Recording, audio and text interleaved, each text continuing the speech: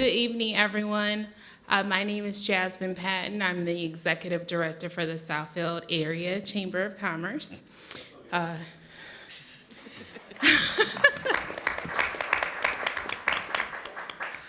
We are very excited to support Lathrup Village and Mayor Kelly Garrett in wanting to acknowledge the businesses that are a part of the community and also just hearing the updates of what's happening in this great city. So without further ado, I will introduce Mayor Kelly Garrett.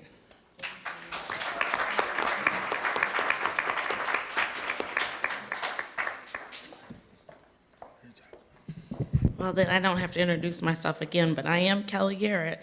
So thank you all for being here. I'm really excited about doing this to include our businesses and then also have it at a time that's conducive to our residents to, let's see what's happening in Lathrup. So I am a little sad that we're not doing it with Southfield because that is the greatest time that Mayor Siver and I actually have, but that's okay. So anyway, let's get right into it. So this is going to be, it says 2025, but I always get like it should be really 2024 because it's a recap. I never understood that, so just, roll with me. Top one or bottom one? To the right.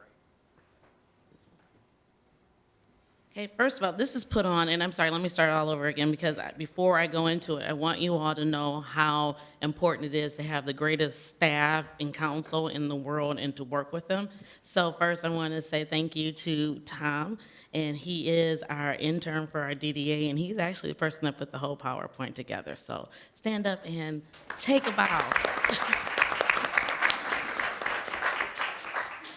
And the LVTV staff that they take care of us and have us on Facebook and YouTube, so thank you. One of our many city managers, I was going to say something else, but only insiders from Lathrup, the actual council will get what we've gone through to have a great city manager like we do. So Mike Green is you've been here 2 years, no, you just covered 1 year. That's how we are here. We're like, you've been here for 5 years. No, I've only been here 90 days or something. And then, of course, we have a newcomer, sorta, not really. Jason Hammond was elected in November. So give you a big hand for Jason also. Oh, and let me not forget the old people, sorry. Councilman Jalen Jennings and Mayor Pro Tem Bruce Cantor. And as most of you know, that we do have an opening on the city council. Councilman Dalton Barksdale has stepped down, which is heartbreaking, but I appreciate life-work balance. We all need to understand that and respect that. So we are looking for, put your applications in. We're not looking, say that officially. We're not looking, put your applications in. Thank you.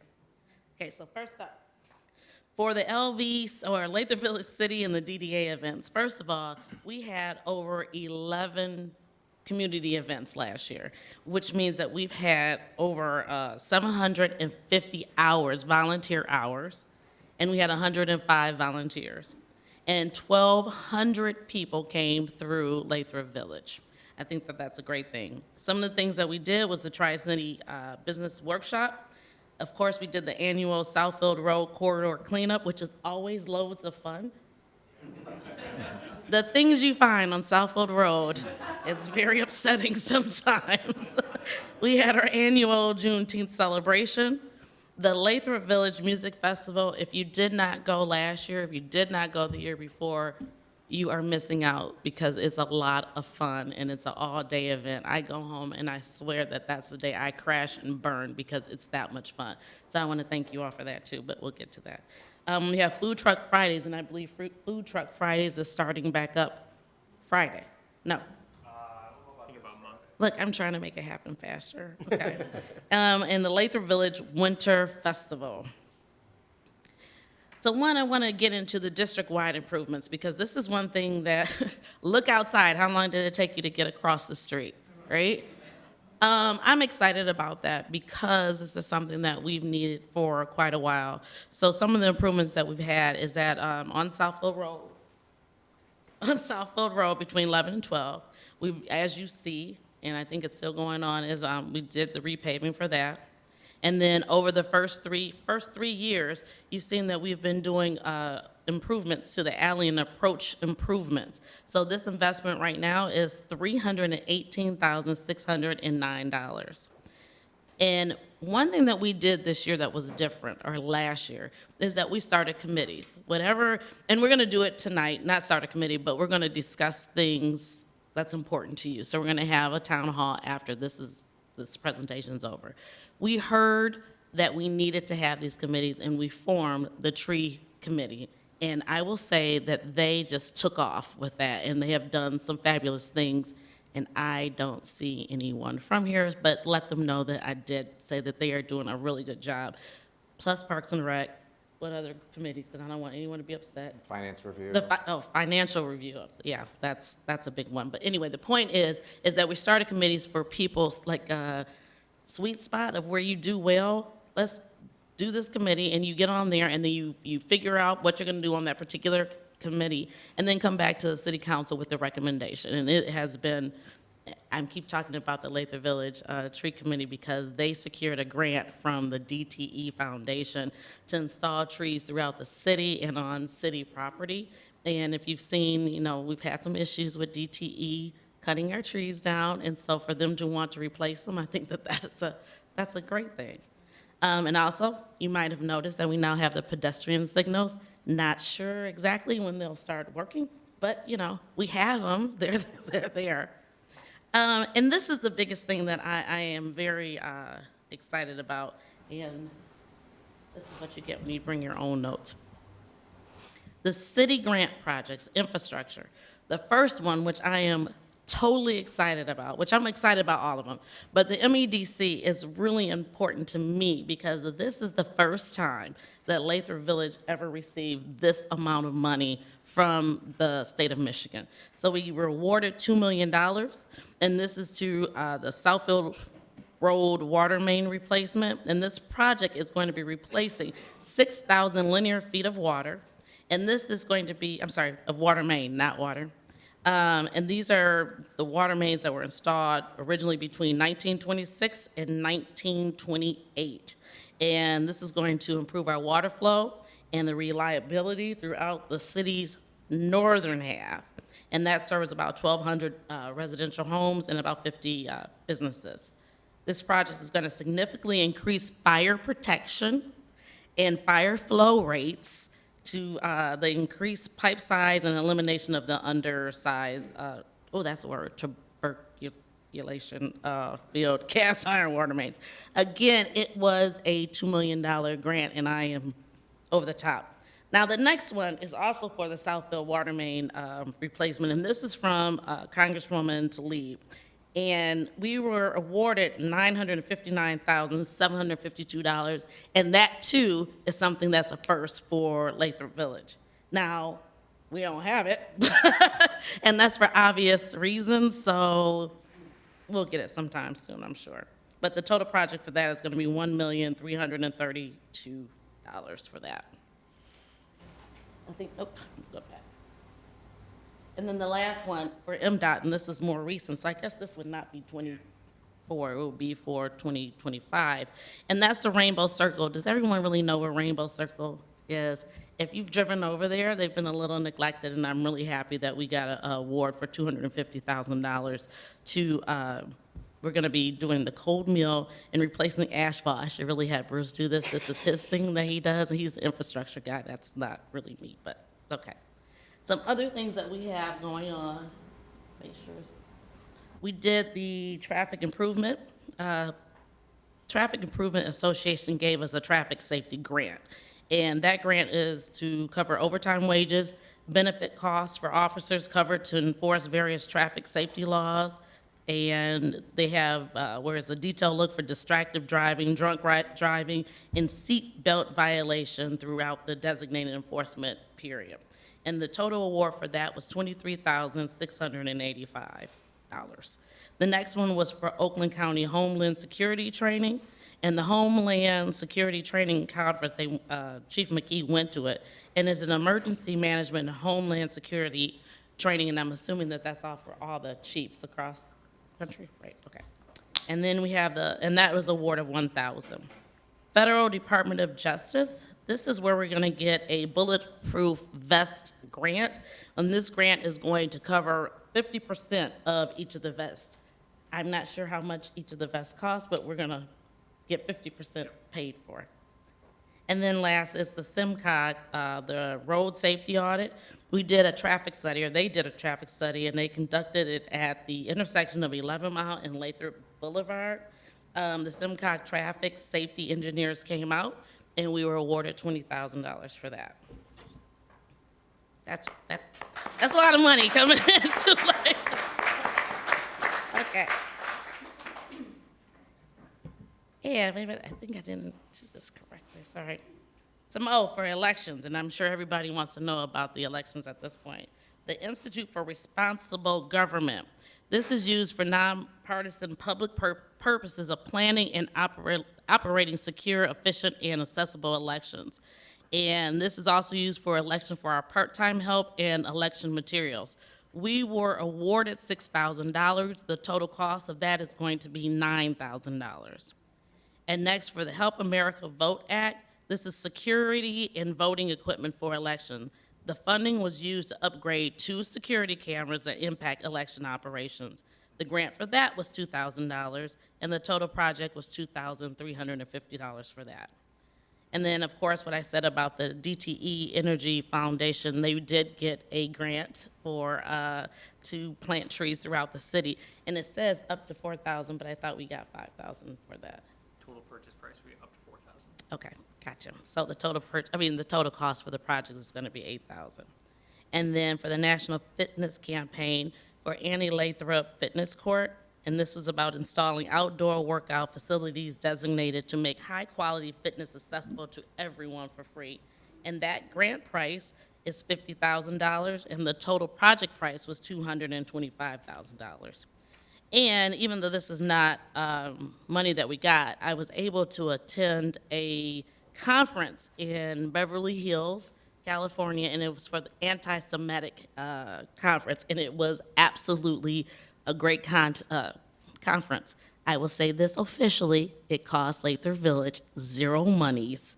No money came out of Lathrup Village's budget, but it was a conference of over 200 mayors across the country to discuss this discrimination that's going on in our country. So I thought that that was really huge, and I just wanted to share it with all of you that I did go to a training.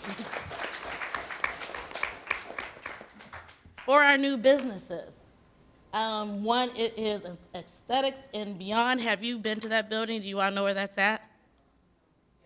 So it's right here on the corner of Sunset and Southfield. They did a fabulous job. It used to be the jewelry store. I would just suggest that you all stop in just to see it. It's really nice. Not saying the other businesses are not, but they really did a good job. And also you have JD Advertising, Rita's, and I know everybody knows where Rita's is, right? Okay. Big B Coffee, please, please, please, please, when you go for coffee, stop at Big B's, stop in, and even say that you heard it at the State of the City, and maybe she'll give you some money. And if she doesn't, just call me and let me know. I'll buy your coffee. How about that, okay? The next one is Middle Eats. I don't even know what to say about Middle Eats because that has been savings grace many times in the evening when I have been hungry, and that's right across the street. And the Smacking, which will be over on the north, this is my Achilles, northwest quadrant of the city. And then Total Wireless, which I believe is right next door to that, actually right next door between Papa's and Danny's store, correct? So I'm excited about this. We're gonna have tons more, I'm sure that's gonna be coming soon. And of course, right across the street, you see how they do me with the picture? I'm all on the side and Jalen's in the middle, but that's okay. Jaybirds, one thing that I love about it is that building, we're gonna get some traffic in that building, right? And that's right across the street. They've done a fabulous job inside that building also. So when you go across the street there, don't mention my name, because they probably won't give you. I'm just joking. But Jay and his wife have done a great job, and I hope that you all can stop in there sometime soon. The Tri-City workshops. First of all, the DDA and the Chamber, the Southfield Chamber, have done such a great job with doing these Tri-City workshops. And there were, I think there's one that's coming up if I'm not mistaken. I put my glasses up here not to use them right. They have done a total of 11 workshops so far. And what I love about this is that they're partnering with other cities. And so we're getting traction from other cities, and people are coming here and we're going to other cities. I think that's what it's all about, of having some type of collaborations with your partners. So the upcoming Tri-City Business Workshop is going to be hosted here in a succession planning workshop, and you can still register for it. It's going to be April 30th, and it's from 10 to 11:30. And succession planning, Jasmine, that's going to be for businesses and just any type of business or government entity or anything. Thank you. Hopefully you heard that. So you can still sign up for that, and then you can get with Jasmine or anyone. Actually, can everyone who is from the chamber stand up so you can show who is a part of the chamber? There you go. Thank you, thank you.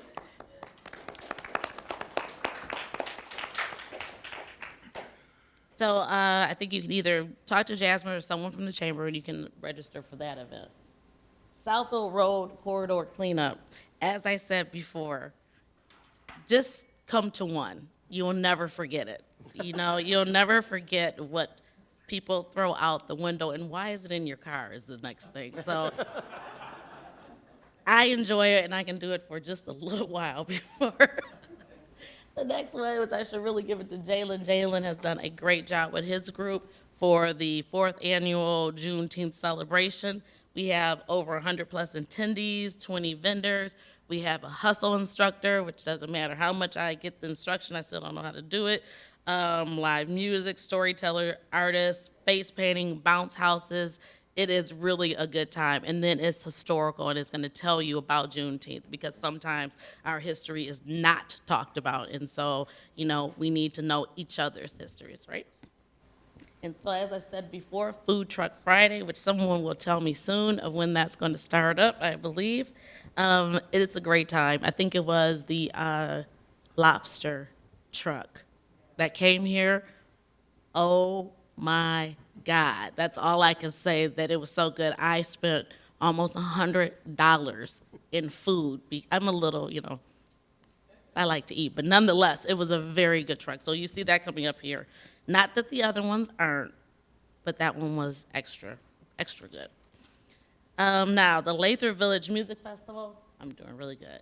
First of all, this is a festival that was put on by the DDA, and some dedicated residents came together to host a music festival for the community. So they are giving me notes now. I just want you to understand, if you've ever come to another, or the old state of the cities, I used to really kind of wing it. And so now I get notes, and so I get tongue-tied when I have to read stuff, so just bear with me. So I'm going to go off script, because this festival was to bring this community together. It was such the greatest idea. And so all the people that's a part of the Lathrup Village Music Festival, even if you just attended, please stand up so you can be awarded. Not awarded, you're not getting awarded, I mean applauded. Ask any of them. That is a great time. And like I said, it's all day long. And of course, we have to show that we have Bruce Cantor and Bruce Cantor's wife. That's in the picture. Dig. So for the Lathrup Village DDA, I wanted to also acknowledge the DDA, who was on the DDA. I am on the DDA. Alex Green, if I'm saying your name, you will stand up. And these are our business owners. So Alex Green, Danielle Huey, Mike Green, he's not a business owner, Fred Prime, who chairs it, Charlotte Jones, and Dan Suggs. Are you serious? Oh, no, Danielle's right there. Did you stand up, Danielle? And so they do this voluntarily. Austin Colson is the DDA director, and of course, Tom is the intern for DDA. I Round of applause for the DDA. Thank you. So citywide partnerships. This is something that we've started, I want to say that was in 2024, where we go, obviously the wording, we go into partnerships with different organizations. One of the biggest organizations that we had a partnership with was Boys to Men. And if there's someone from Boys to Men, if you want to stand up so you can be acknowledged also. Boys to Men brought the annual block party. I think you also did the mental health awareness and also the mentoring workforce. And then it was Locals Church and Boys to Men that did the backpack giveaway. And if you had some time to come up here to see how many backpacks are stuffed and given away, that's also amazing. And then we have the Diversity, Equity, and Inclusion Roundtable. I know that it might be a dirty word right now. However, we want everyone here in Lathrup to know that we are a diverse community. We include everybody. And when you're including everybody, that means everybody has equal rights. So if you want to know what equity means.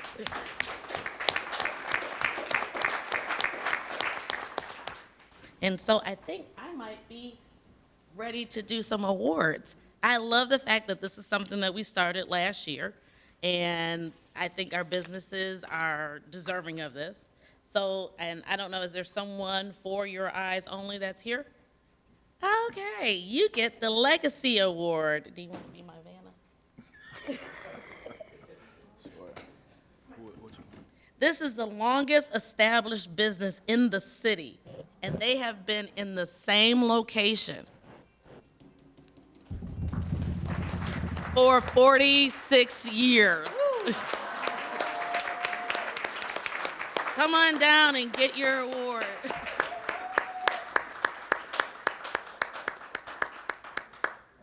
And For Your Eyes is located right across the street. Thank you so much. Did you want to say anything? Oh, okay.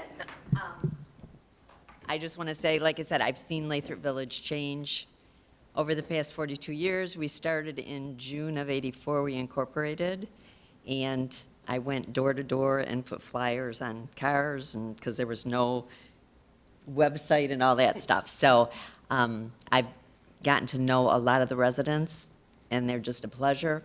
I like to see them over and over again, and the new patients coming in. So anyone that needs glasses or help with anything, For Your Eyes Only, I'll be more than happy to take care of you. And if you mention Brenda's name, I'll give you some dollars I'm off. not the congresswoman. Speaking into existence, though, I'm not the congresswoman. Thank you. Thank you. Congratulations, and thank you for choosing Lathrup for your business. The next one, which I will be off script also for this one, because I have known this person for quite a while, and this is for the Community Impact Award, and this goes to Always Here for You. This business is so important. What Valerie does is she makes human hair wigs for cancer patients. And if you go into her business and you see the hair, believe me, I was even willing to kind of be like, okay, maybe I'll just get one, because they are absolutely gorgeous. And then I think that there's a day that you actually give them away to patients. So you are so deserving of this Community Impact Award, and I really appreciate what you're doing. So you're gonna come up and get the award.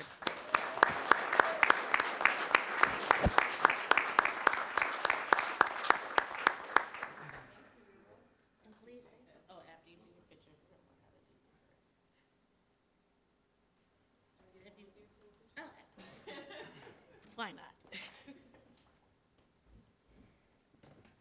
You want to say something? Okay. Hi, guys. My name is Valerie. I forgot my name. I'm always here for you. Foundation. We started within like 2010. My mother died from cancer, and my sister died from cancer. So that's when we started the organization. I started working with the American Cancer Society, and they adopted our business to be their wig bank for Lathrup Village, Southfield, and all the other communities around. And so this is something that I do from my heart.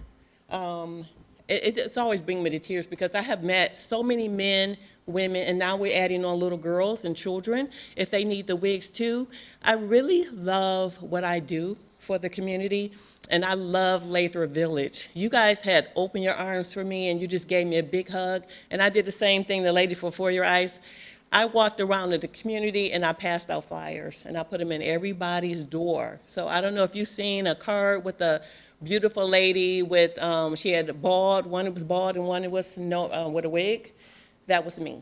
So we can always do for anybody, everybody, somebody's family have been touched by cancer. And we all know that real well. So I just want to continue doing what we're doing for God. This is a ministry that I've been doing for a long time. My whole family are ministers, and we fly around the world. We ship wigs out around the world to all different type of people, whoever needs that. So we're right here at Lathrup Village, right on the corner of 696 and Southfield Road, right next to Discount Tire. If you know anybody who needs that, come on, it's no cost. We do everything out of pocket, and we raise money here doing, I'm sorry to take up most time, but we raise money here by doing pop-up shop events. I don't know if you ever heard of us doing pop-up shop events here.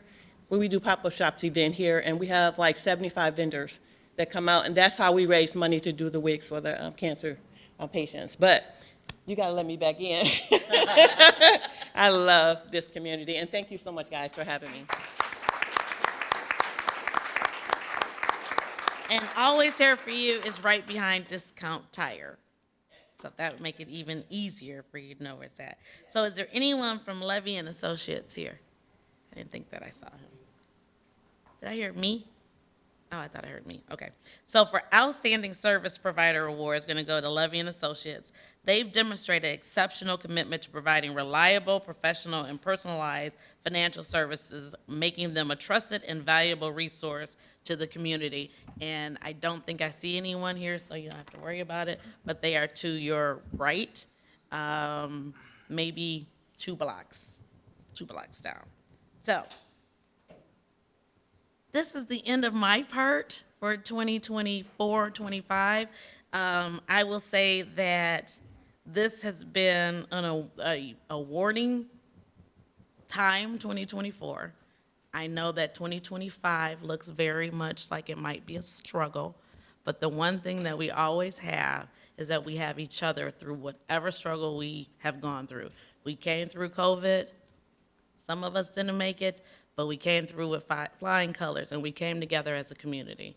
And I would only think that as we go forward, that we would continue to strive to be a community. Rather, our differences are minor, or maybe they might be a lot. The fact is, we are one of the same community. I'll just keep saying that we're the same community. And I hope that we will always be able to communicate with each other, and that we will be able to resolve our differences in a very nice and humble and easy way. So I want to say thank you. I totally went off script again. I am sorry.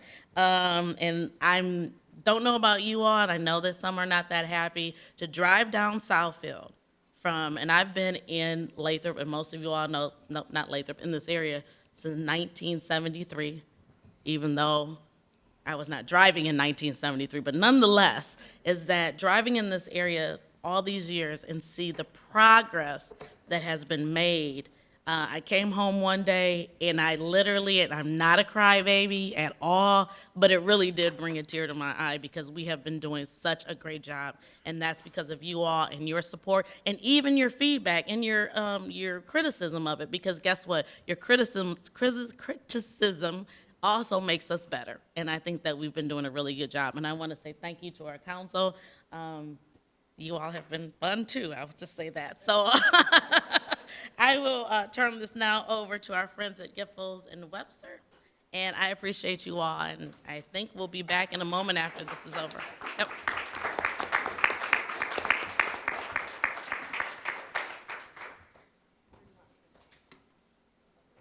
we going to be moving this to that? But I can't move, can I? Because I need to stand right here? Okay, all right. Thank you. I'm Jill Bahm. I'm a partner with Giffels Webster. Giffels Webster has been the city's engineering consultants for many, many, many years. And I have been, had the pleasure of being the city's planning consultant since 2010, I believe we started working with the city. When we first started working with the city, the planning team at least, thank you, oh, this is perfect. The planning team was Birchler, Arroyo and Associates, and Birchler Arroyo was located right across the street. So when I started working with Rod and Dave, Rod Arroyo and Dave Birchler, we were right across the street. In 2008, I came there, and so I had the privilege of being part of your community, from the business community, from 2008 until 2016, when we merged with Giffels Webster, and the planning team moved to our office in Birmingham. So we're still close by.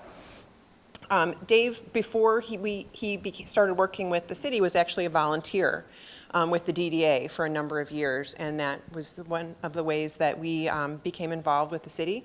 I know he did some Southfield Road cleanup. We did hear the joys of those things.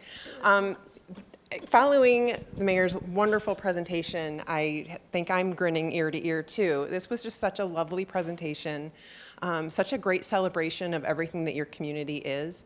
And I feel really, again, honored to be working with you for so long. So this is probably like, I'm not giving any awards away. I'm not talking about all the grants you've gotten, but although we did help with some of the engineering ones. But I'm going to, oh, I can't move because Jim will get mad. But so we just wanted to kind of go through a little bit of a presentation to talk about, really for the business community, some of the things and the parts of community development and planning and building that might be of interest to folks if they have a business, or if they're thinking of starting a business, or if you're just curious, a curious resident. How do we even get through this process? So we have a couple of things that are really important. So the first thing that we'll touch on briefly is the master plan. We'll talk a little bit about what that is and its guidance to us. We'll talk about Southfield Road. We'll talk about the DDA. And then the DDA has some partners too, the city does as well, that help us do the work that is needing to be done. We'll talk a little bit about the economic development strategy, and then really getting into how businesses might begin the work by going through, no, what? I can go up here? Oh, okay. It might be easier because I didn't print mine out. And then looking at the development guide and clear zoning, the city zoning ordinance. So I'll be as brief as I can, so I'll whip through. So if people have questions, you can ask me later, because I want to keep you moving along. The most important thing that the city has in terms of a policy document that we look to for making decisions about how we develop, how we build, and how we grow is the city's master plan. So the city has a robust history of developing a master plan that is used then to, by the Planning Commission and by City Council. It is required by the state of Michigan that the communities who do zoning, which we do here, update their or review their master plan every 5 years. So the city's really been good at keeping that timeline. Then when we review it, we can decide if there are things that need to be updated, or if it's fine, we can kind of leave it the way it is. So each time we've gone through that we've been working with the city, we've done a little bit of refinement, addressing a few certain issues, but largely keeping the vision going. In that, I do want to, well, actually, I'll go back and talk about that in a second. Southfield Road, as you know, is very important, and it's the main artery. As we know, it took us a little bit longer to get here today because of the construction, so it's really important. And it's important because it's very difficult to get, to your advantage, hard to get through the neighborhoods, right? We have some cut through, but we don't have the kind that maybe other communities would experience along the same corridor. But one of the drawbacks to that is that we have Southfield Road and we have 696, and those really divide the community into 4 different quadrants. So one of the things that we looked at in the last master plan in 2021 was the idea of creating neighborhoods, not quite like a neighborhood by your street level, but using some of the boundaries that we have that are pretty identifiable. How can we think of the community in those ways, really to try to get people to think about what they can do.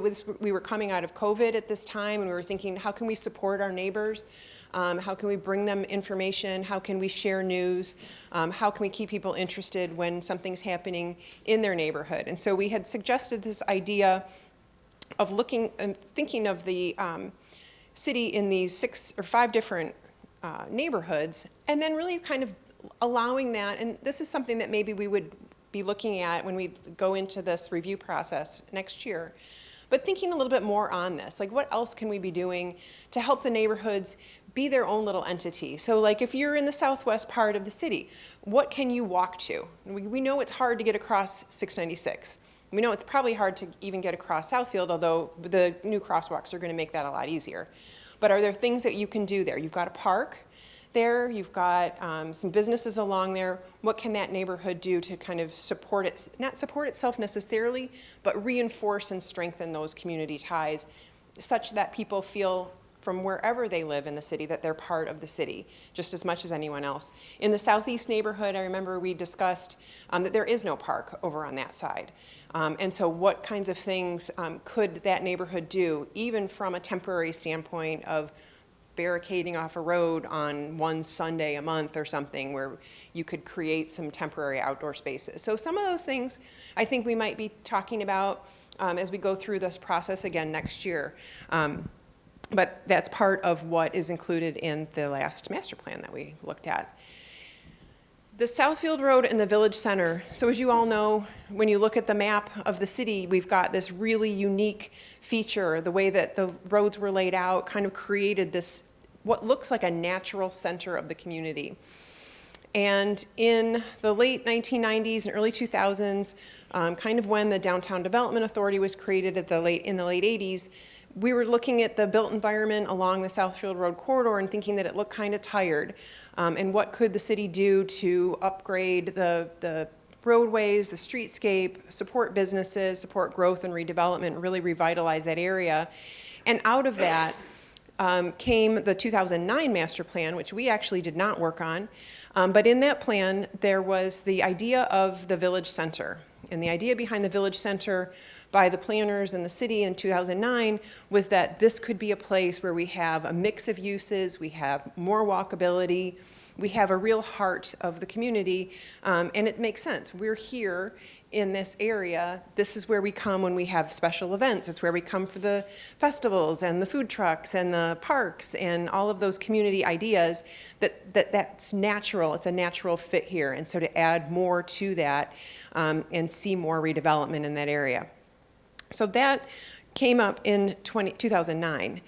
At the same time, the Road Commission for Oakland County was looking at creating a whole new concept for Southfield Road from Beverly Hills through here into Southfield that would create a very large, wide median right in the middle of the roadway. And I don't know if you can think of a downtown area or like a special walkable district that features a 30 to 40 foot wide median right in the middle of it. The city leaders looked at that and they said, you know, this isn't going to work for us here. When we did this plan, we felt like we wanted to be able to bring the two sides closer together, not create more boundaries between them. And that's when we became involved because Dave Birchler was on the DDA, and he said, you know, this road is going to come within 7 feet of our building. Like, this isn't going to work for us. And so he started talking with the DDA, and the DDA started getting involved, and then we started working with the Road Commission, and the city said, no, we want you to stop this work, Road Commission.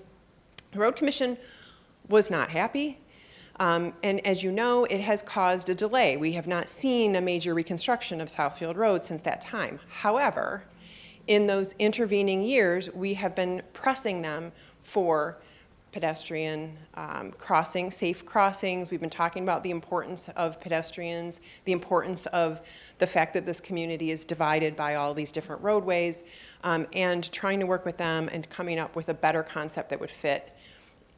It has come to be that they will be working on that, and we've been talking about this for many, many years, and it will likely continue. But the good news is that we don't have a giant wide median right down the middle of the roadway. And I think the real the real importance to that is beyond just the village center, and not to say it's just the village center, but a big median like that, if you think about like Woodward Avenue, or if you think about Telegraph, what are we doing on those roads? We are going through. We are not stopping as much as we want to. We want people to stop here. This is not a very big community, so we don't want people just blowing through it. We want them to stop. We want them to go to our businesses and enjoy the things that we have to offer here. I could stand up here literally all night. I'm sorry, I'm not going to. I won't, I promise. But there's so much, I know. So anyway, the Village Center idea was started in 2009. That concept was refined in 2015 and again in 2021.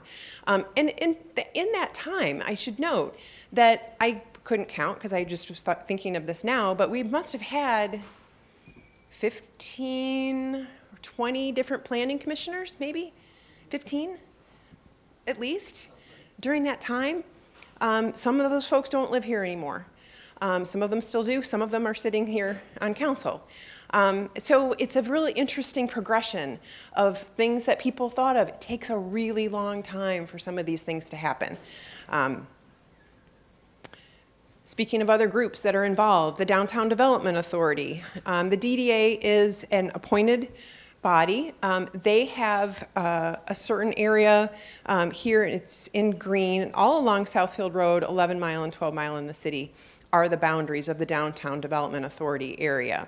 The vision of the DDA is to improve economic conditions of the city, primarily by supporting the community's vision of a new city center and revitalize Southfield Road that will serve the shopping, entertainment, employment, and recreation needs of the residents of Lathrup Village.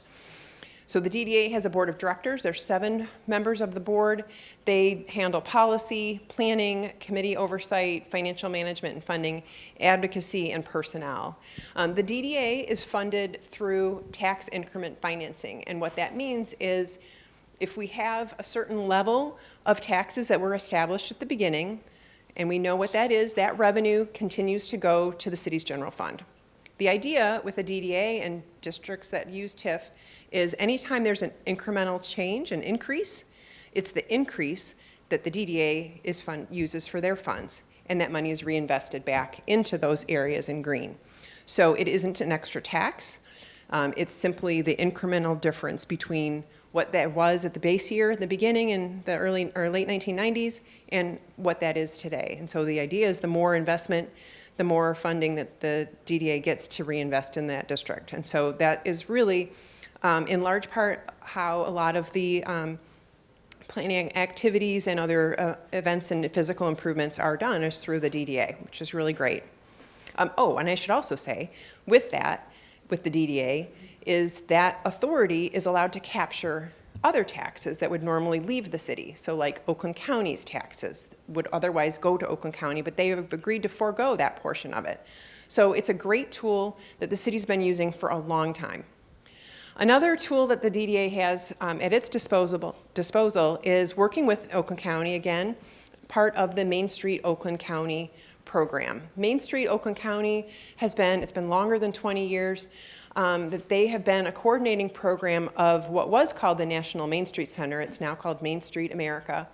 And Main Street America was a division of the National Trust for Historic Preservation.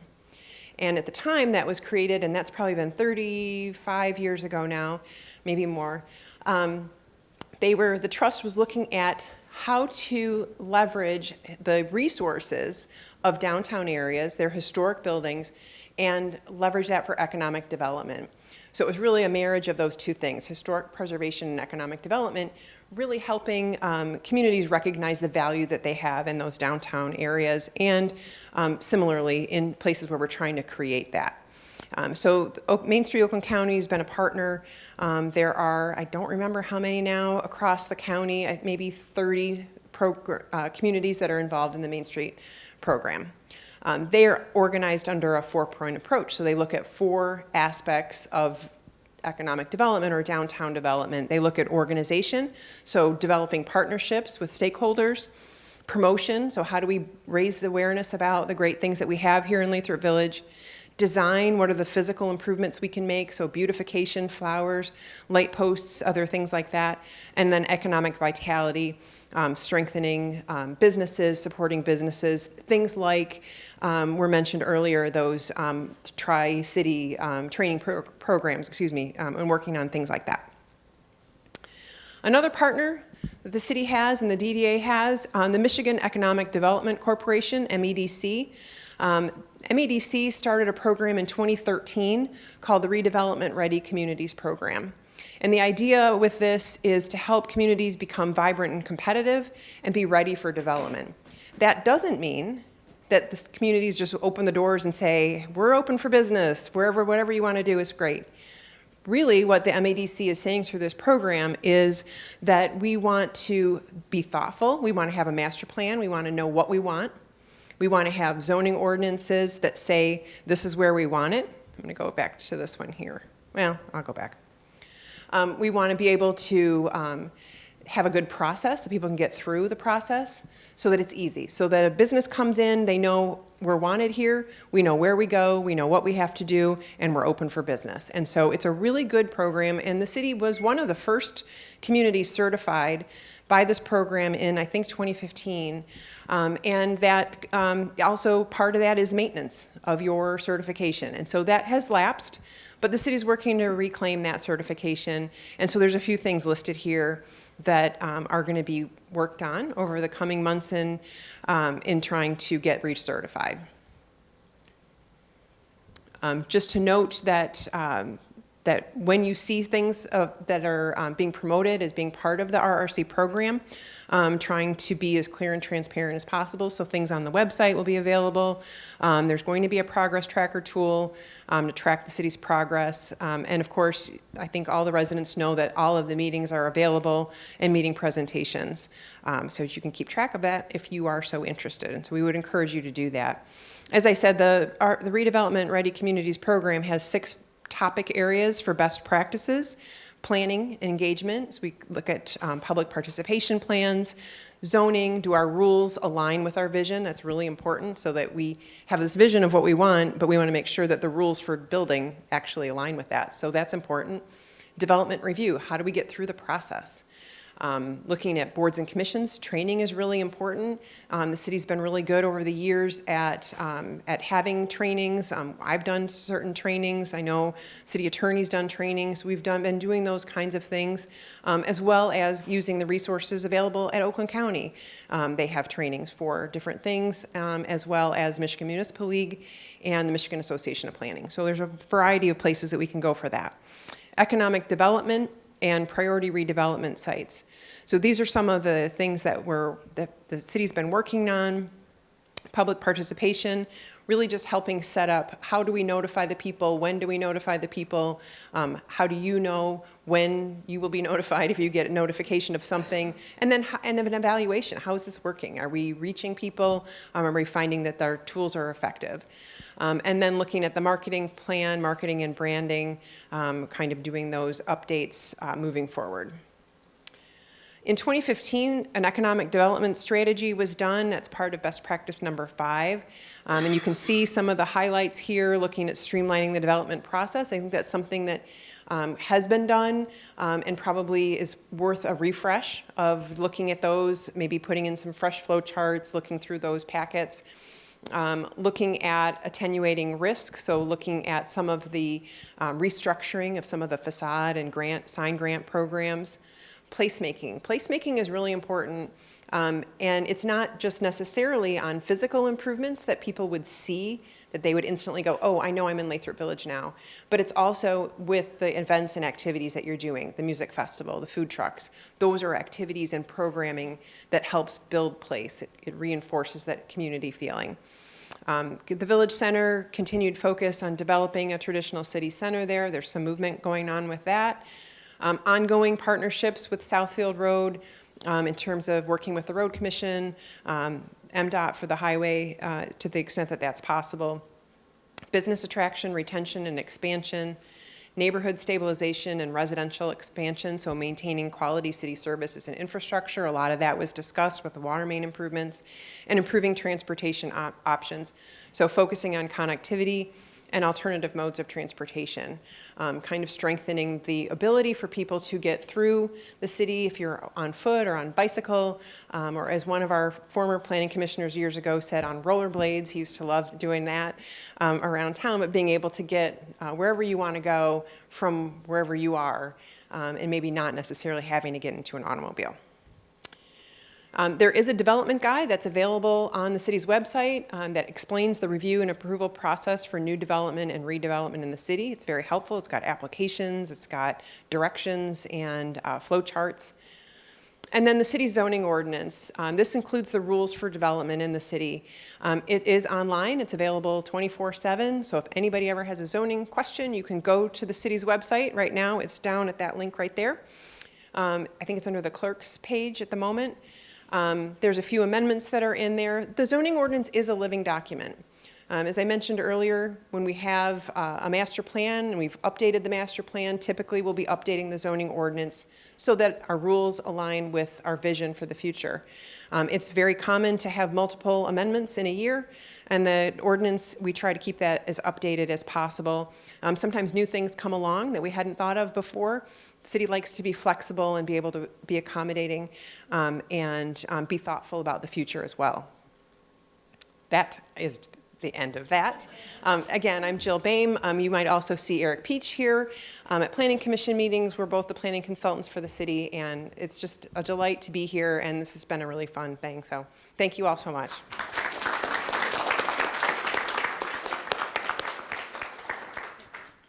I didn't get the option of moving around. I had to stay put. So now we're gonna go into the town hall portion of the, state of the city. One thing I wanted to explain to everyone so you can have a very clear idea of how our governance is before we go into the questions, okay? So I would think everybody knows about GM, right? You know that Mary Barra is the CEO of GM, right? But she reports to a board. The board is basically going to tell her what she should do, or yay or nay her business, right? That is how Lathrup is set up.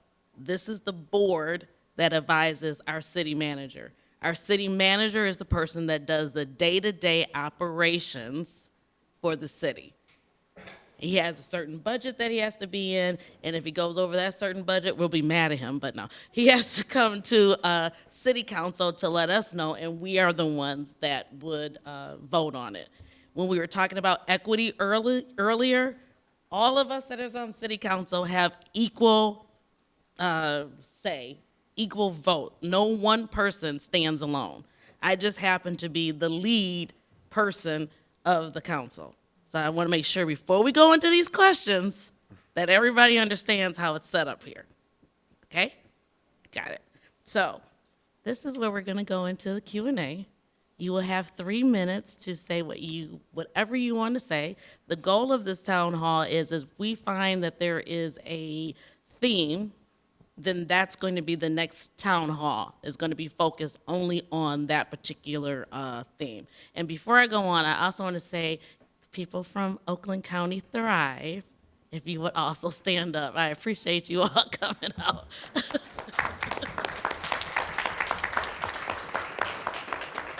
So this is great. You can ask these questions, and we have everyone from the county, and we have people from the DDA here, and we have Planning Commission, Chamber of Commerce, Music Festival.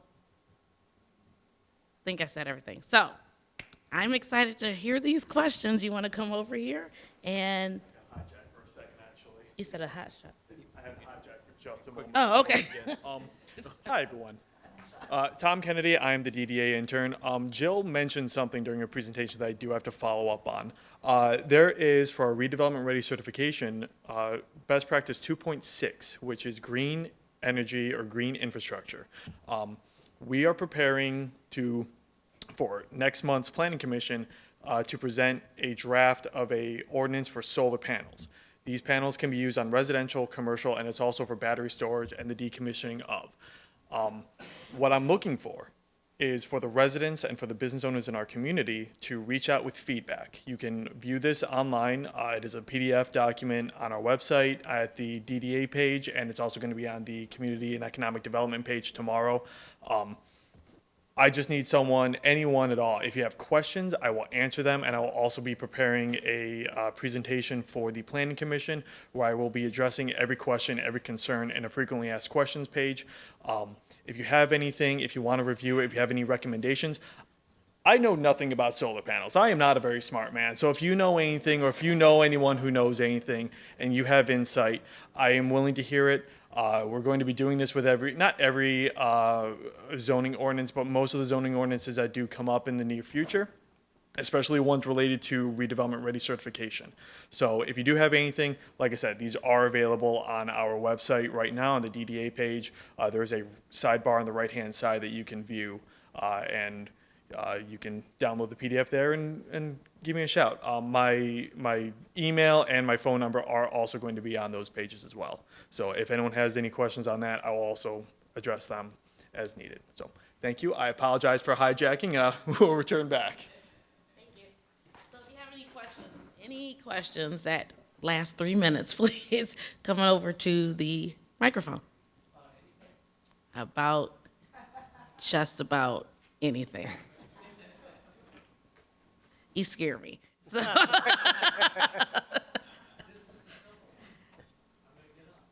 Okay. Yeah, I guess I am. Is it gonna make me cry or anything? Everybody's gonna be fine. You can talk to me about solar. I got some solar stuff for you. So, I've always been sort of picky about how much litter I see around Lathrup Village. And I like to walk, I like to ride my bike. But it's hard for me to cross 696 Southfield.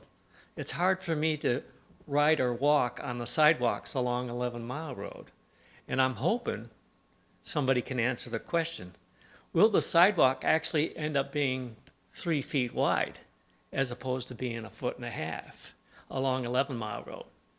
All the trash blowing up from the freeway comes up the on-ramp or the off-ramp from 696 going eastbound on 11 Mile Road, blows right up there.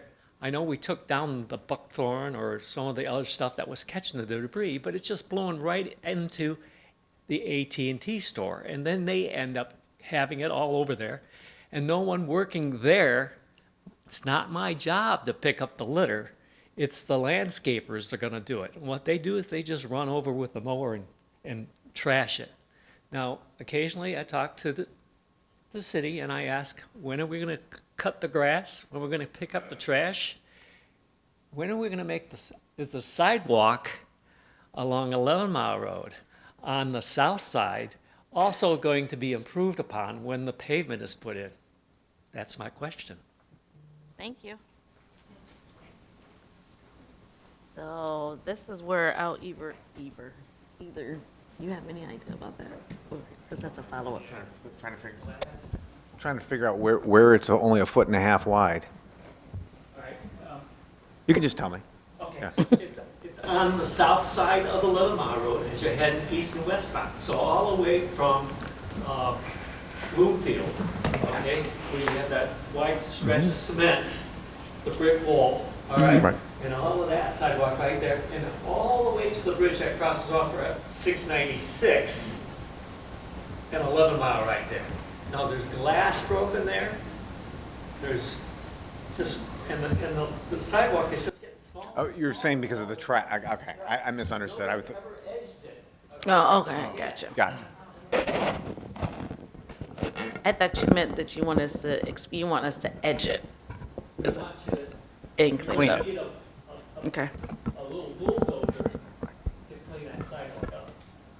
okay. Thank you. Not so scared. No, that was easy. It was the prep that scared me. I'm kind of disappointed. Your questions are usually way more hard driving than that. Thanks, Peter.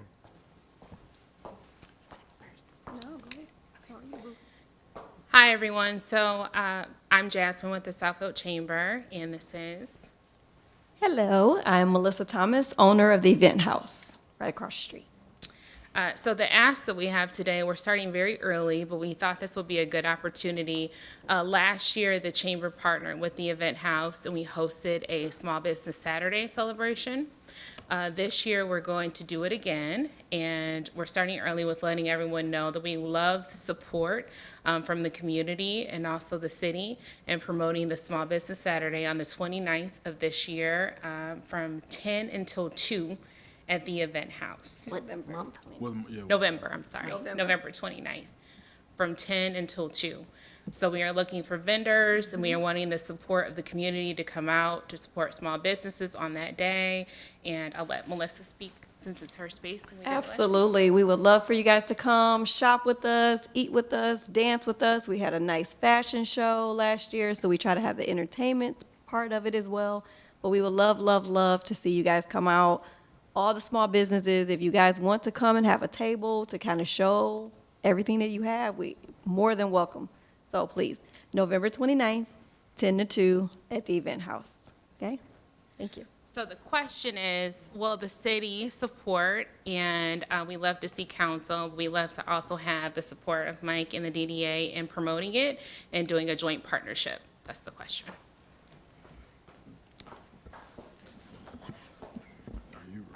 Go ahead. Oh, no, I think, I don't know if I'm speaking for all of us, but I think we would love to support. I definitely would hope that we could get the flyer well in advance so we can make sure that the city administrator is promoting it on the e-newsletter as much as possible before the actual event happens. And then I'm sure we'll all support, but hopefully, we could get like a actual invitation, you know what I'm saying, so we can kind of remember, but I will do my best to make sure it's on my calendar. Yeah, what I recall from last year's Small Business Saturday event at the Event House was that there was pretty good representation from Lathrup Village businesses, and I know that the DDA was an important part of engaging those businesses to encourage them to participate, so I'm sure that we can ask them to do that again this year as well. Yes, all the above. Is there, oh, go ahead.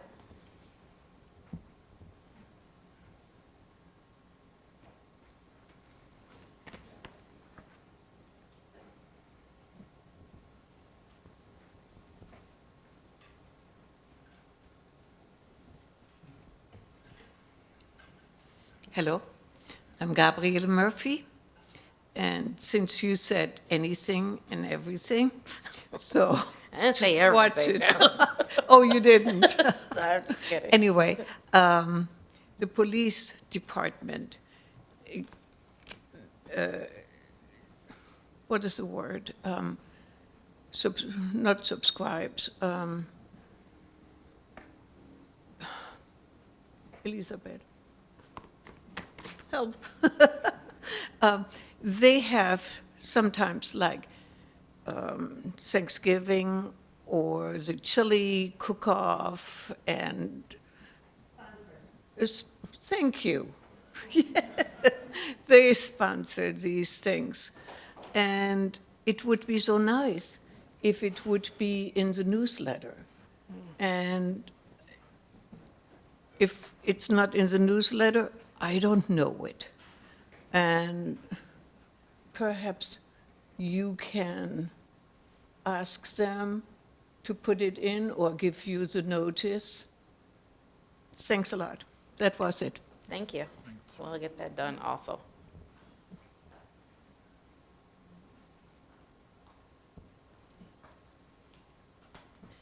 First, I want to apologize for calling you Brenda. I'm usually at work, and my last patient was Brenda, so I'm usually there till 9. But my question is, I am right at Lincoln, 10.5 mile in Southfield. Who was responsible for Lincoln for the paving? That's funny. Because it starts, like I said, it's part Southfield, it's part Lincoln, but it's almost a dirt road. Right. And like I've called, I mean, there was one, it was like a sinkhole. I mean, it was an accident. And I called the city, and they finally had someone come out there and take it. But it seems like nobody wants to claim that road. And I cannot tell you how many accidents and some fatalities. Because Southfield, they come off that freeway, they run that light at Lincoln. And I tell my husband, if he's going to pick me up at work, I said, do not jump on that light. And he will count 2 or 3 cars going through the red light. So I don't know if they can, I think they need a left-hand turn lane there. You know, the light left thing. I don't know what the technicality is to get that done, but our mailman was hit, the doctor that worked for me was hit, but every day, and I told my husband today, I said, I can't even, I'm so immune to it, you know, the ambulances and the police, so I didn't know who would be in charge of doing that. Thank you. I will turn that one over to the infrastructure specialist.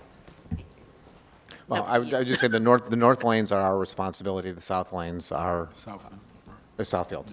No, the the north lanes are ours, the south lanes are Southfield. Yeah, oh, Yeah, I you're was just reiterating. finishing. Yeah. So on Lincoln, the ones coming towards Southfield, Going towards Lathrup will be ours. So it would be, Lincoln runs, yeah, so the side closest to your building is ours, and the side, like, across, yeah, for Southfield, there. right. So you know where your building is?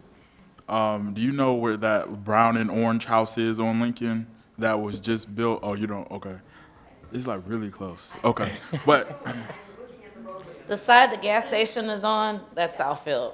The other side Right. is Lathrup. there we go, And that street is split just like that. right down the middle. So that way, so, all right, well, we need to pay the lady. I live there too, and I pass by your place every day, I walk right by it. Even if they could paint because people do not know where the left turn lane is, so they don't use it as a left turn lane, they use it as a through lane, and I see almost accidents almost every day. So even if it could get repainted while we're waiting for it to be paved, which, who knows? Because I go straight, and I'm looking, I said, oh, this person, I don't know, and then they go straight, and then I have to pause in the middle of the, thank you. Thank you.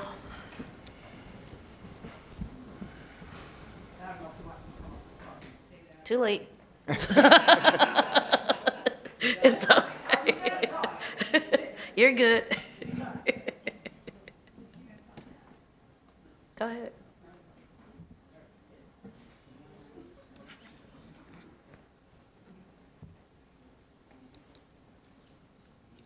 Well, my name is Diane Anderson, and I'm a member of a group called the Michigan Historic Preservation Network. It's very important to me.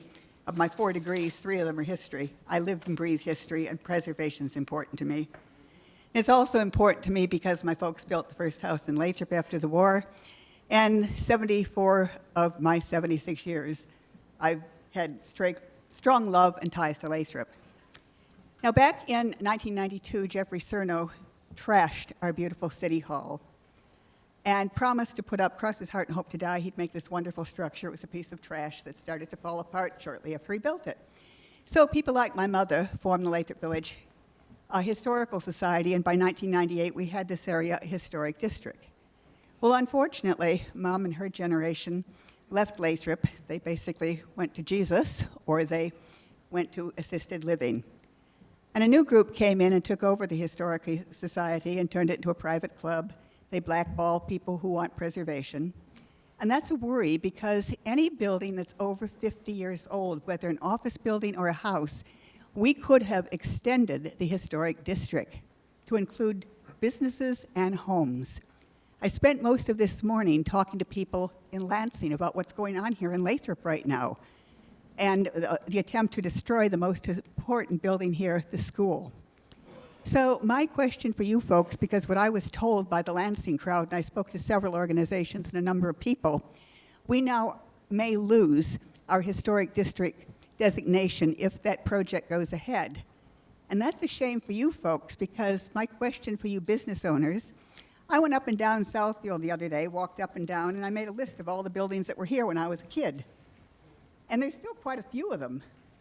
And every one of those buildings, if they were included in historic district expansion, you would get federal and state tax credits, as would the homeowners.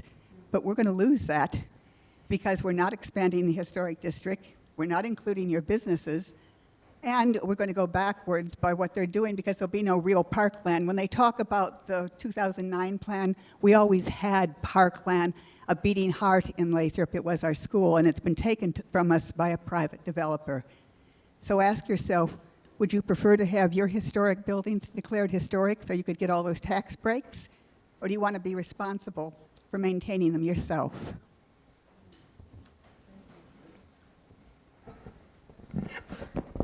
I'm not sure. Tell me what your question was again.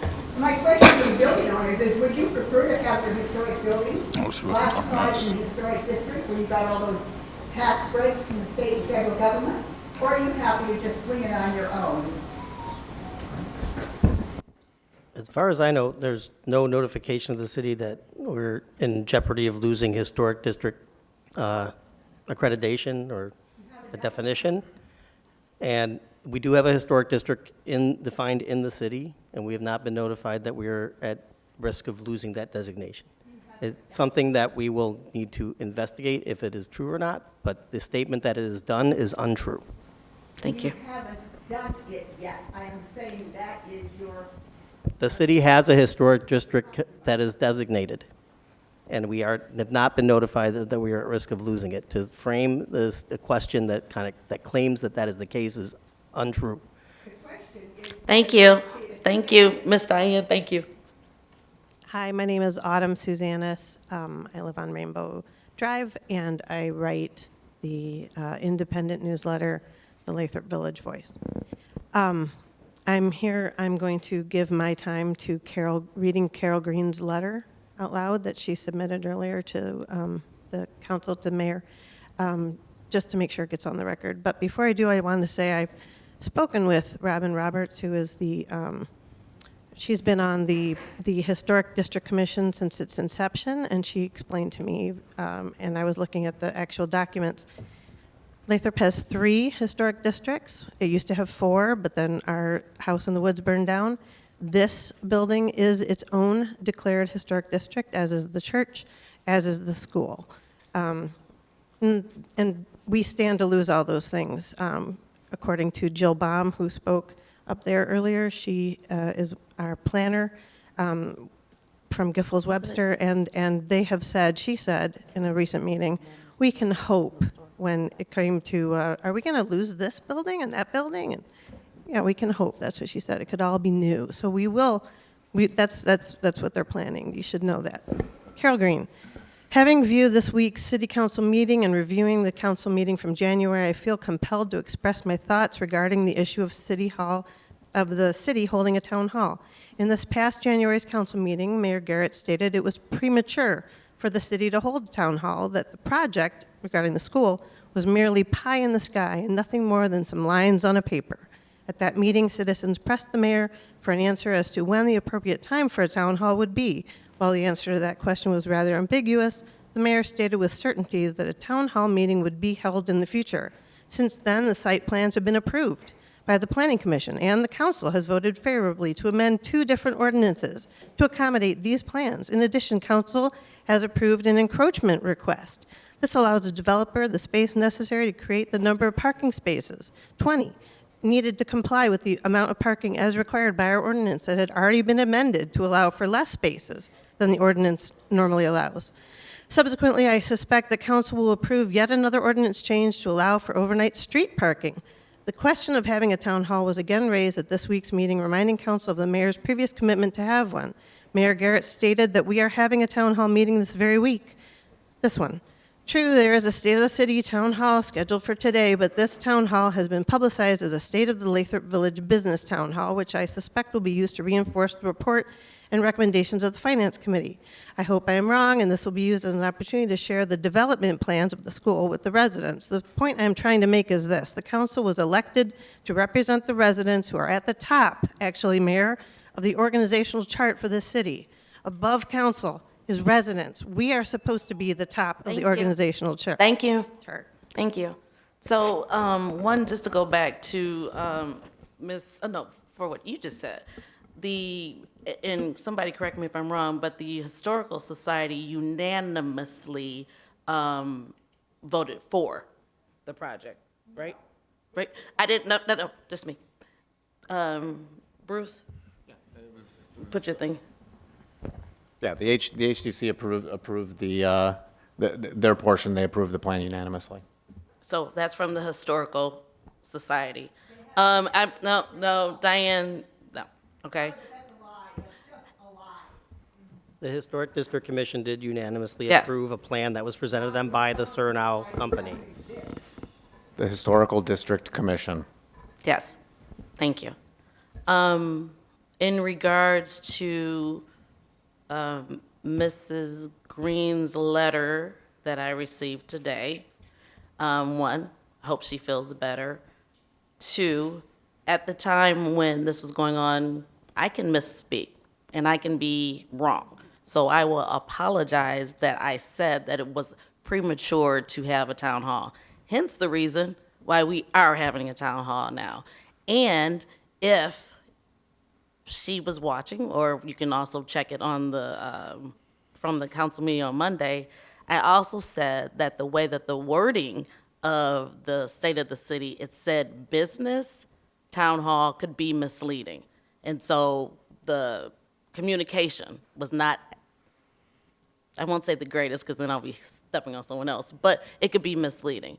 So again, what I said earlier is that when we are having these conversations, the topics that seem to keep coming up, we'll have another town hall for. There was something else, there's a lot of assumptions in that email.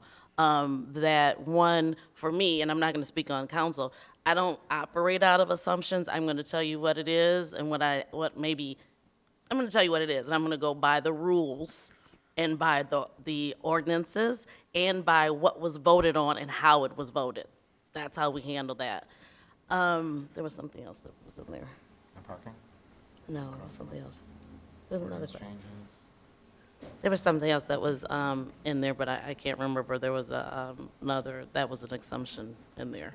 But, thank you. I had a couple of things to add. There was in Mrs. Green's letter, an assertion that potentially the city will consider revoking the prohibition of overnight street parking. The city is not considering that at this time. I think stating that there is an assumption that that might happen at some point in the future, but it's never actually been brought up. Nobody's discussed it. That's the first time I've heard anybody suggest that that might be a thing that the city should consider. So from my perspective, nobody's talking about that except for Mrs. Green. Secondly, the assertion that Jill Bahm said we can hope to lose historic buildings is untrue. My interpretation of what she said during her presentation at that city council meeting or a planning commission meeting, one of the two, is that the city has developed a master plan that established an idea of a village center, and that if business developers are interested in bringing a vision of their business to the city that matches with the view of what's defined in the master plan and described as the description of the village center in the master plan, then that's what we can hope for. My perspective as a planning commissioner and a city council member is that the master plan has been in place for over 10 years with a vision that they hoped private business developers would come to turn into a reality, and it hasn't happened. So now is a good time for us to review the master plan and see if we need to make adjustments. But that should also take into account our historic buildings and the historic districts that have been defined in the city, which, as Mrs. Suzanis very accurately stated, include the City Hall building that we're in right now, the community church, and the schoolhouse. I think, I don't mean to speak for you, but I think that that's what you were intending to support, is the notion that whatever the city and its residents and business owners define in the master plan is what we aspire to provide, both from a residential perspective and from a business perspective, that we could hope that people who are building houses and people who are building buildings and businesses will invest in the city in order to support that vision. Now I remember what I was going to say. I know that this is something that I've heard quite a bit for the last 4 years, is that residents are at the top of the chart. What I think whoever started the statement forgets that our businesses also align with where the residents are. They too pay taxes to the city of Lathrup Village.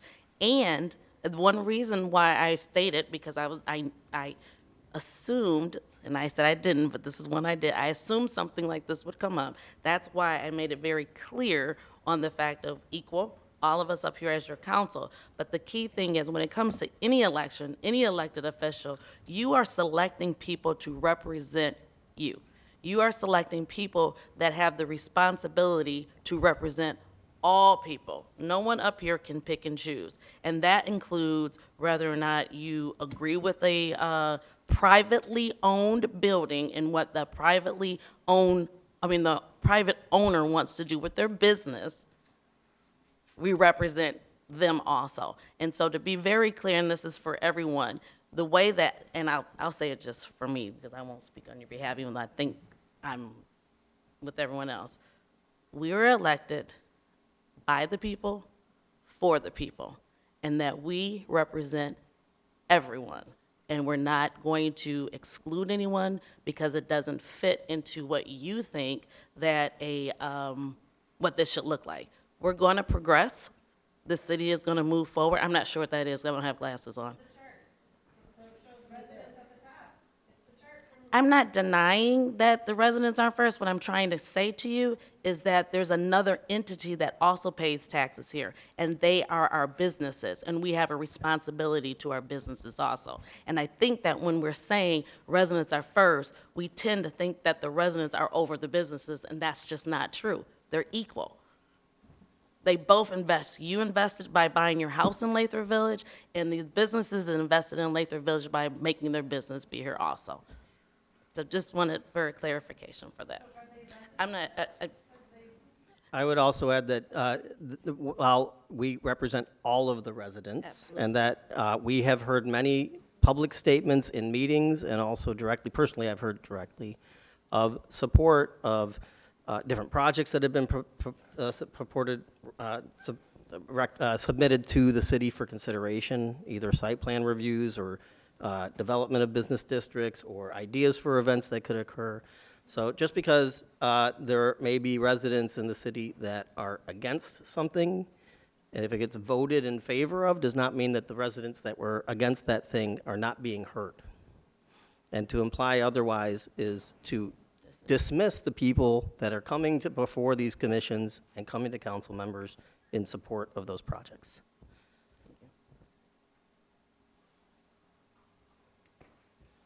Good evening. I read in the city council minutes and the e-newsletter that I get weekly about a Headley amendment that we're going to be putting on the proposal to raise taxes in the city of Lathrup. And of course, you understand, everyone understands, nobody really looks forward to raise taxes. I do understand that city services have to be paid for. However, as a property owner in the city, that's the one thing, if I had to select one thing that's kind of a less than positive thing, I always say the taxes are high, and that includes Southfield too, but we're in Lathrup here. So I'm just wondering where the shortfall is coming from and what we might be able to do to kind of limit future tax increases. I do understand we have our own police department. We do share fire with Southfield, but it is a heavier lift, especially with economic uncertainty nationally and locally as well. thank you. Thank you. Mhm. Well, I can try to address that. It's not a short answer, but where the shortfall exists is the fact that Headley continues to lower whenever our aggregate taxable value of the city goes up, which is pretty much every year.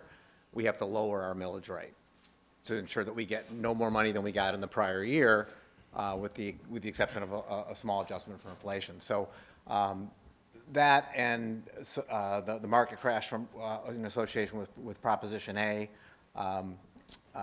reductions in state shared revenue.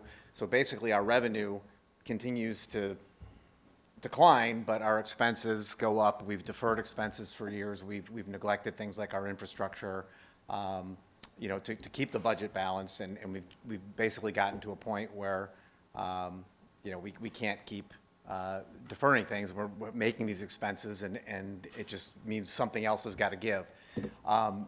What I would suggest is on May 13th, we have a town hall directly attributed to talking about finances, Headley, Prop A, all the pressures that we're facing as a city, and talking about, you know, what the potential solution is, which part of which is the Headley override that the Finance Review Committee recommended to council.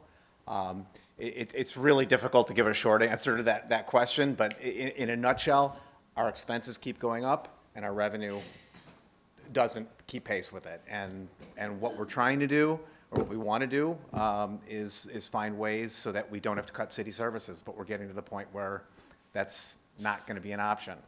So we need to do something.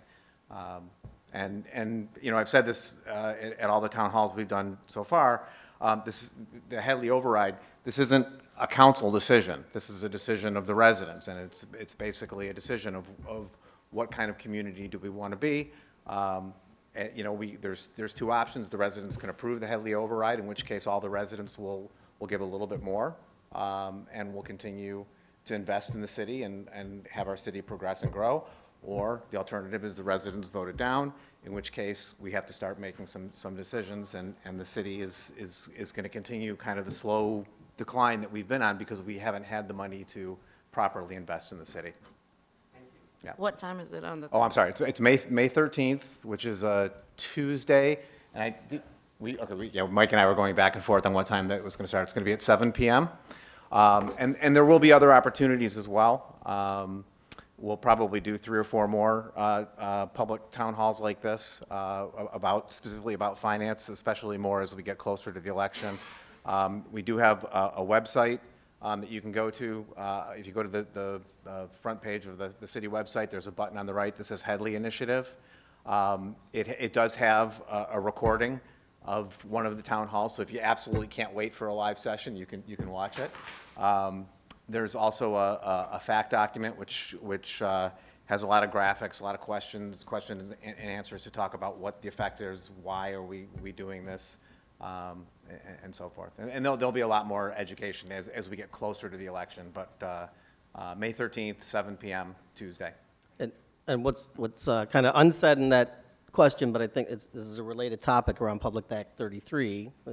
So we want to make sure you have all the information about the crux of your question, which is how do we reduce the increase of taxes on everybody that's in the city, business owners and residents. So the city council did approve setting up a special assessment district, which includes the entire city, as potentially part of a Public Act 33 millage, which would be voted on by the city council and not by residents, and would be it'd be increasing taxes by a specified amount in order to pay specifically for police and fire, so that money doesn't have to come out of the general fund.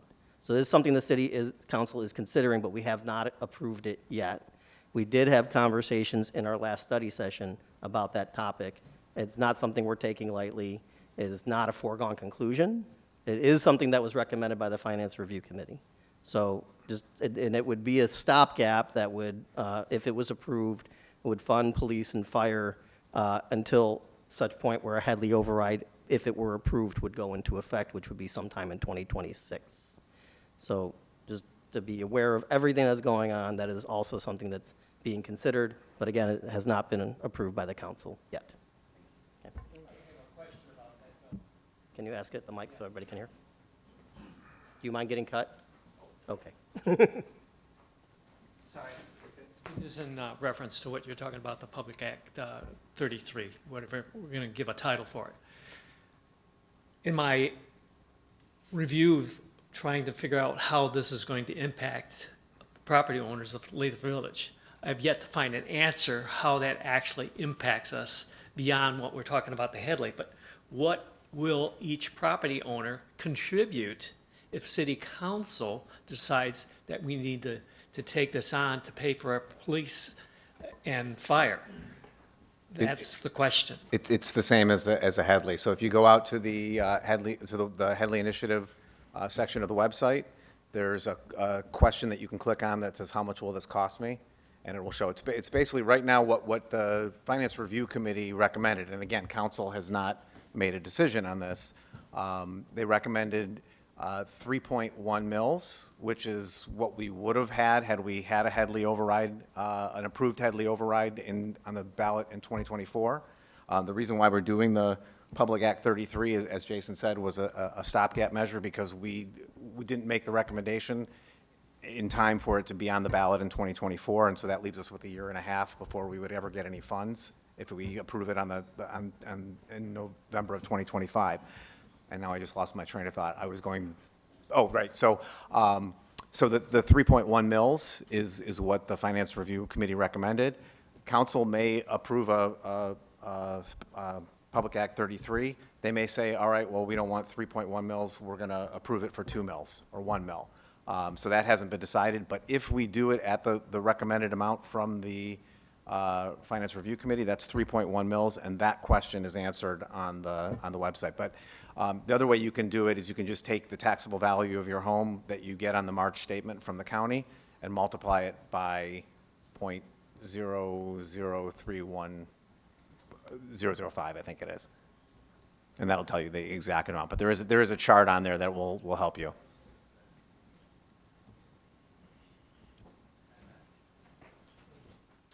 Hi, everybody. Whoa, that's loud. My name is Tim Hillman. Thank you for your presentation tonight, Mayor Garrett. I know you put a lot of work into these things, and we appreciate you. Thank you.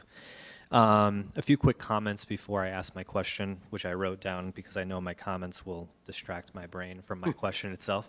I want to get on Peter's anti-litter bandwagon. At the last city council meeting, another resident named Jonathan Terra brought a show and tell. He had collected all of that junk mail we receive in the plastic bag. It's got coupons and advertisements inside of it. That thing is called SAVE, S-A-V-E, and you can unsubscribe to it.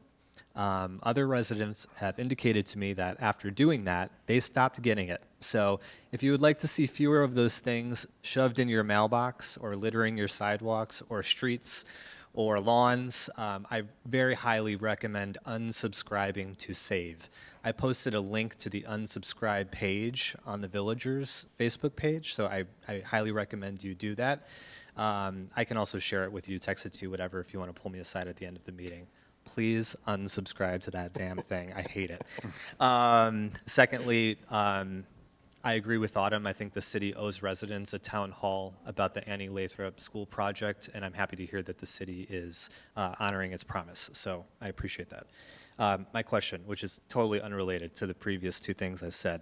I really love living in Lathrup Village. I love almost everything about it.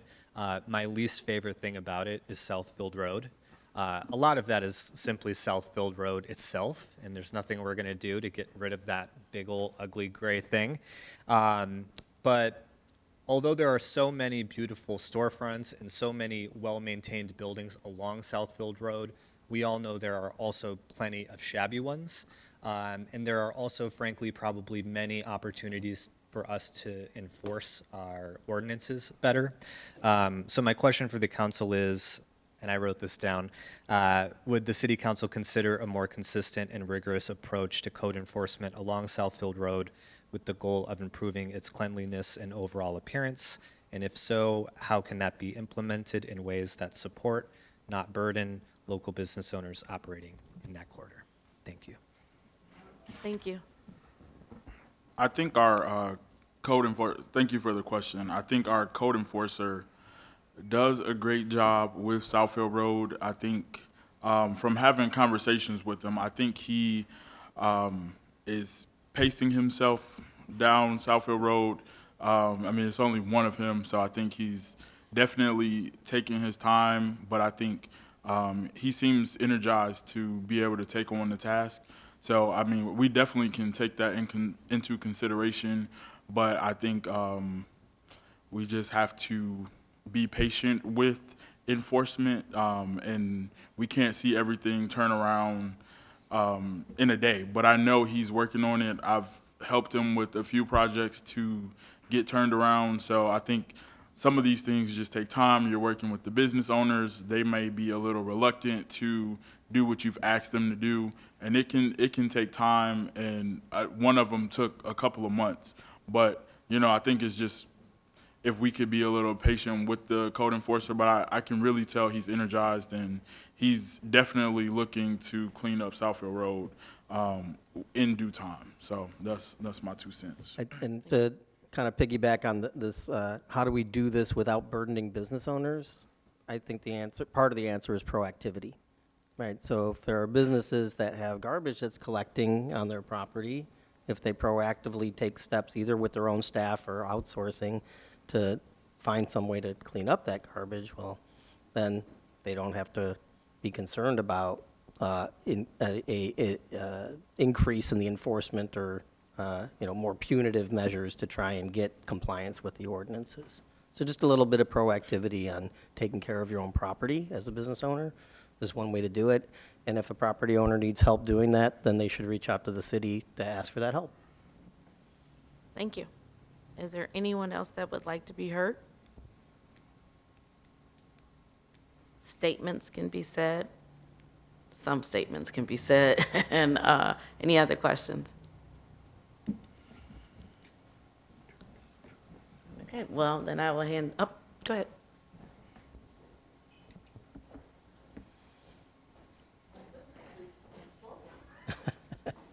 I'm Debbie Holland Dunn, and I don't have a question.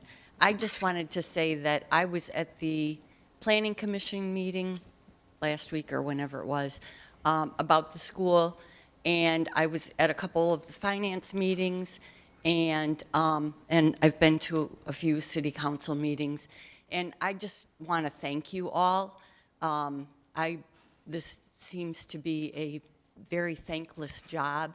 And I think some of the things that are going on with Lathrup right now is what's going on everywhere. And also, I think some things were kicked down the road until they got to a point where they just had to be done. And so I think you guys, again, are in a thankless position trying to make the best decisions for Lathrup Village for right now. So, thank you. I appreciate that. Thank you.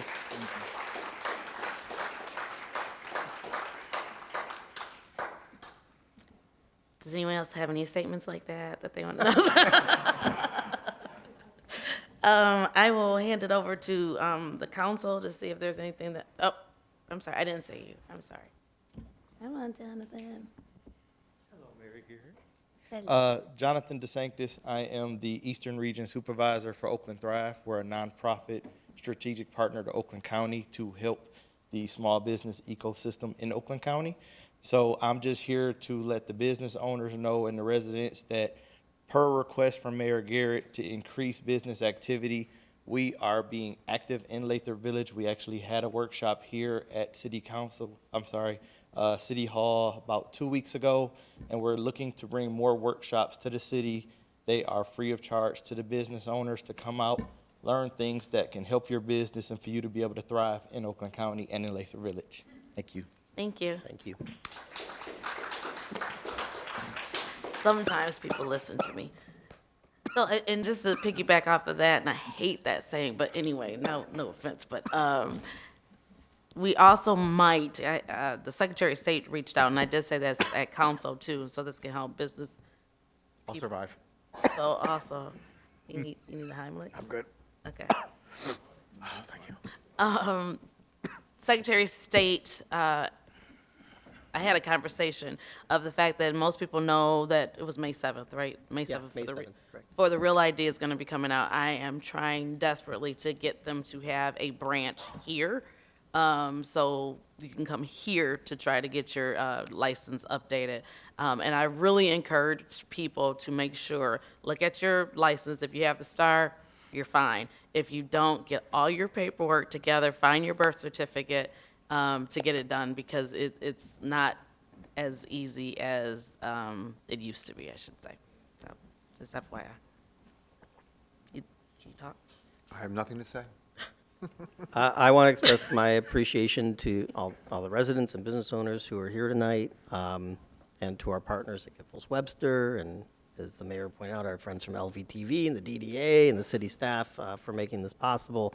In order for the city to thrive and progress, it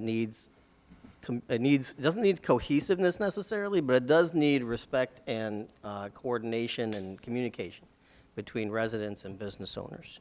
And so the way that happens is by having face-to-face conversations. I think that I just hear it just in my own daily conversations with my neighbors, that there are concerns about things that they think might be happening, or maybe they're actually seeing happening with businesses. I've heard from some business owners that they have concerns about the way that they're being treated by residents.